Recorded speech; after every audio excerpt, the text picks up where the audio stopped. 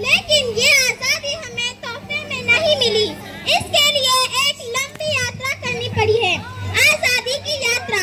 इस यात्रा में हजारों लाखों लोगों ने अपनी जान की कुर्बानी दी। 1919 जलियांवाला बाग। आज हमारा बैसाखी का दिन है, लेकिन पूरा पंजाब बैसाखी नहीं बनाएंगे। हम सब बैसाखी नहीं बनाएंगे।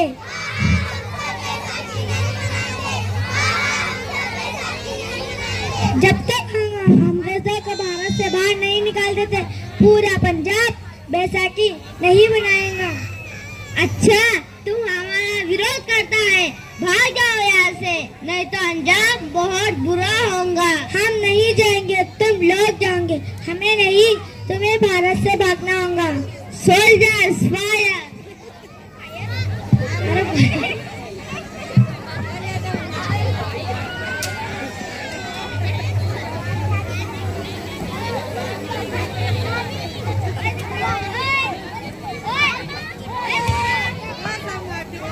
ये धरती हमारी, ये खेत हमारे।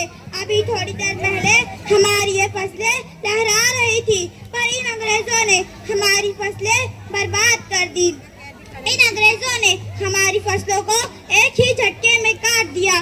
अंग्रेजों, तुम्हारे इस जुल्म से हम डरेंगे नहीं, हम इस जुल्म का बदला लेकर रहेंगे, हम आजादी लेकर रहेंगे।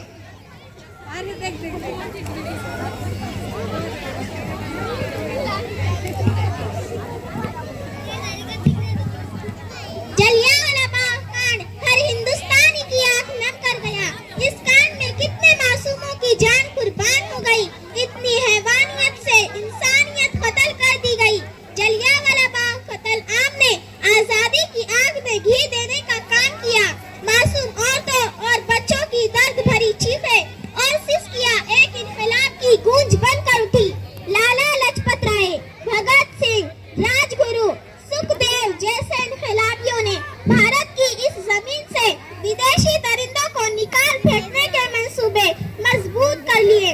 8 अप्रैल 1929 में लाला लाजपत राय की क़यादत में साइमन कमीशन के खिलाफ एक भारी जुलूस निकाला गया।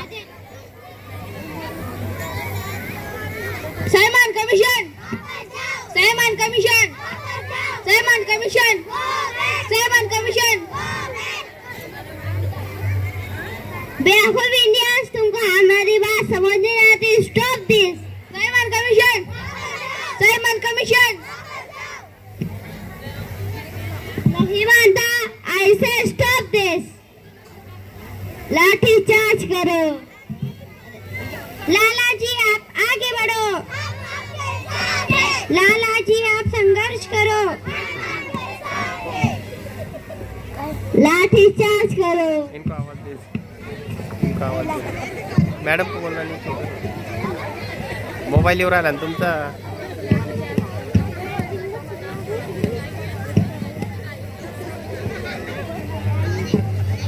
अरे लाला जी को तो बहुत गहरी चोट लगी है, उनका सर फट चुका।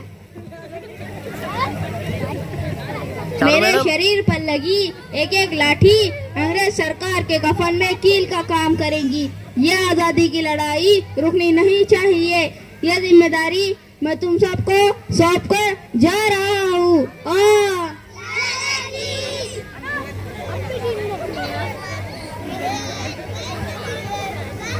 लाला लाजपत राय की दर्दनाक मौत के बाद भगत सिंह, सुखदेव, राजगुरु वतन के इन मतवालों के खून में ऐसा उबाल आया जिसका सामना करना अंग्रेजी सरकार के लिए मुश्किल हो गया। अंग्रेजों को करारा जवाब देने के लिए स्कॉट और सैंडर्स को मारने की रूपरेखा रची गई।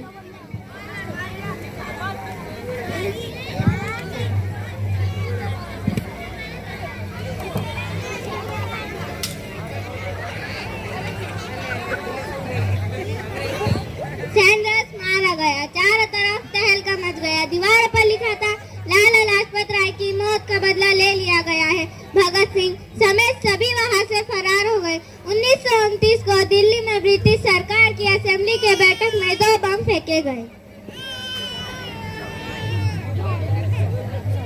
इन धमाकों ने अंग्रेज हुकूमत को हिला कर रख दिया। इस घटना को अंजाम देने वाले भगत सिंह, सुखदेव और राजगुरु ने अपने आप को वतन के हवाले कर दिया। 1930 को अदालत ने अपना फैसला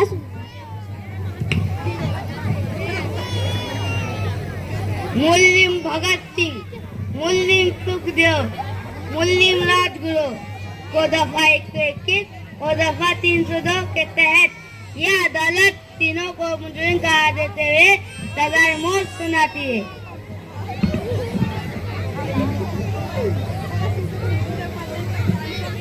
सरफरोशी की तमन्ना अब हमारे दिल में है, देखना है जोर कितना बाजुए कातिल में है। भगत सिंह से कोई मिलने आया है।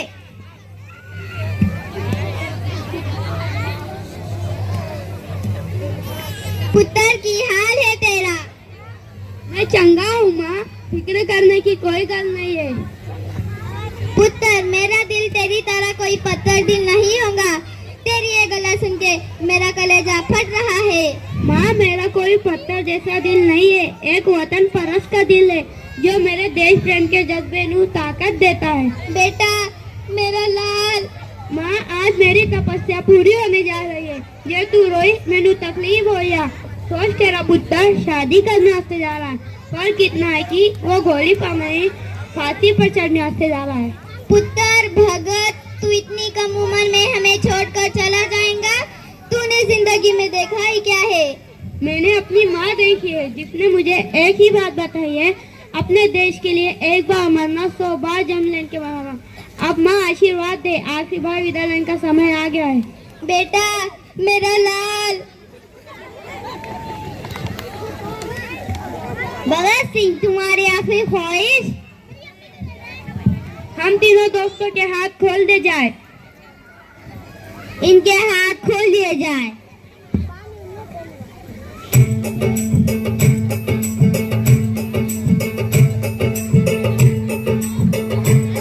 मेरा रंग दे,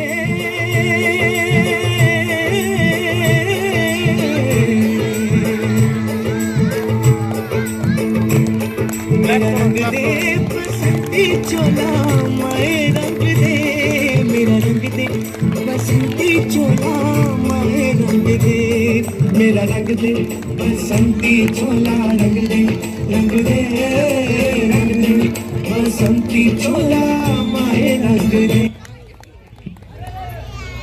इन्हें फांसी दी जाए।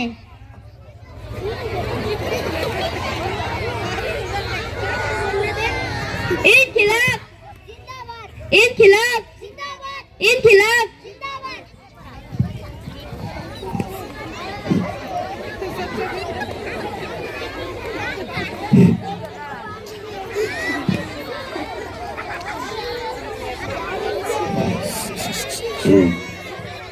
ए मारिया,